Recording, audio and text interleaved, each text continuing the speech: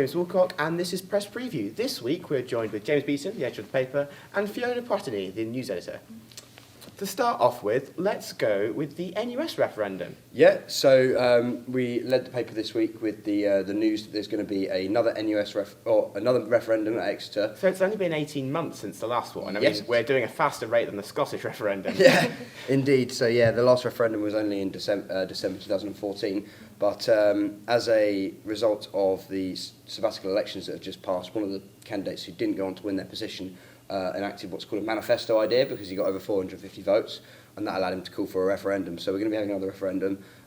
It's going to be simple majority required if we want to stay or leave, and it's going to be taking place in May, which is obviously right in the middle of exams, which is, some might say, not the best time to have it, but there we go, it's happening. So, are there any other interesting manifesto ideas? Because it's an interesting idea that candidates can just pull their manifesto points into actual guild policy if they just get enough votes. Well, I haven't actually looked into too much detail, but when I was doing some research for the story, I was told by someone in the guild that Femi's had a couple of his manifesto points, or projects as they're calling them, put into place because they cost less than £1,000. So he's been able to, sort of, I suppose, enact a change in the guild before some of the SABs who actually won the elections and have been elected, which is a little bit odd in my eyes. Mace to accelerate. The university have been changing up our policies on that. Can you tell us a little bit more?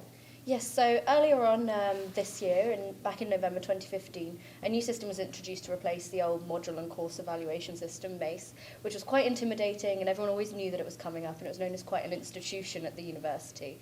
Something with its kind of intimidating messages with 5 days left, 4 days left, everyone would always fill out. But the idea was that they were going to bring in term evaluations so they could actually enact change on people's courses so they would actually care about the end result of their feedback. So they brought in Accelerate, which sort of was rebranded with a lovely new rainbow logo, everything signed off from the Accelerate team, and it was a lot friendlier a service, but what's happened is this hasn't been communicated very well, and despite the £30,000 spent on this by the university, students and staff are complaining that the participation rates are just too low. Out of interest, do you guys do your MACE and Accelerate reviews? I don't think I've ever filled out a MACE or acceleration form while I've been at this university, which makes me a bad student, but there we are. Well, have you ever been angry enough at a course to want to? Well, I think I have. I think it's more a case of just, I don't know, being a little bit apathetic, having better things to do. You know, we're not just sat around in our underpants all day. We're busy doing things, and sometimes it's just one of those things that falls by the wayside, I think. So you can understand the reason why they wanted to rebrand it and try and introduce this new system and encourage more people to take part, but it's kind of almost had the opposite effect, really, hasn't it? I mean, the other issue is the fact that SSLC is quite well established now, and all the subject chairs and SSLC representatives are quite good at communicating with students, and it's a lot nicer to kind of put your thoughts maybe through someone else, through a representative that you know is going to actually bring those thoughts forward personally in the meetings they have with senior staff. And I think a lot of people are choosing to go through that because they know the people, and they know that these people can be relied on to actually try and enact this change, rather than just a kind of very anonymous seeming system where you don't really know where your feedback goes to in the end. Well, Sophia Harrison, someone who's written for Exeposé a lot, and you guys must know very, very well, has written an article on mental health.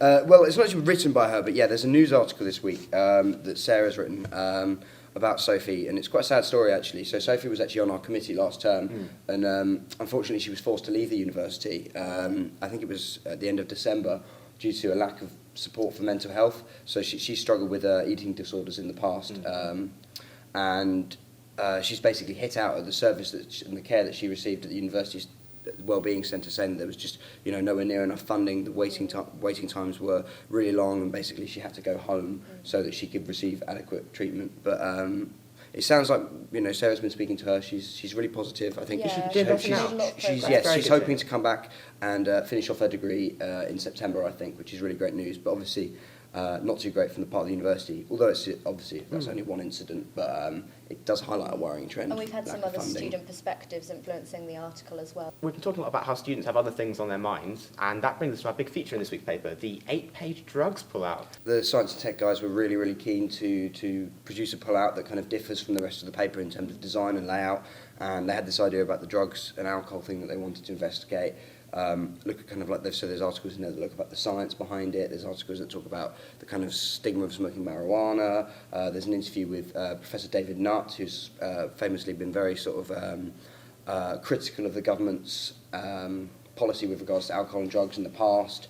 And there's even their own little news story that they've done based on a survey which showed that 40% of students at Exeter have behaviour that tends towards alcohol dependency, which is quite shocking stuff. Although it'd be interesting to compare it to other universities, because university drink culture as a whole seems to be almost out of control. Yeah, I think you're right there. I think that's something potentially to look at it in years to come, is how it looks on the national scale in terms of Exeter's consumption. But certainly from they got in touch with a professor as well, and he provided some analysis of their survey data, and he was pretty shocked by the levels of alcohol dependency that were being displayed by Exeter students, which is quite bad. That sounds like a very interesting article. I'd recommend you check it out. And I guess finally, we've had sport come in recently with not a varsity, but something else. Why is it called a derby, James?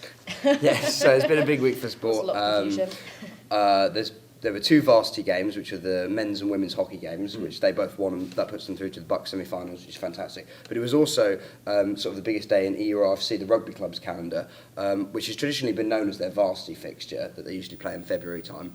But apparently we weren't allowed to call it that this year. We had to call it a Southwest Derby because Bath have another varsity series going on with, I think it's Cardiff or Bristol, which means that basically we're not allowed to refer to it as a varsity.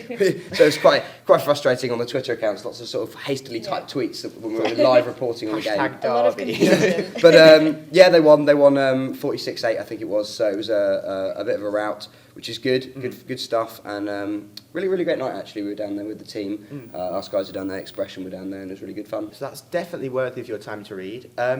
Pick up Exposé all around campus and in your forum. I've been James Woolcock. Thank you very much to James Beeson and Fiona Potigny.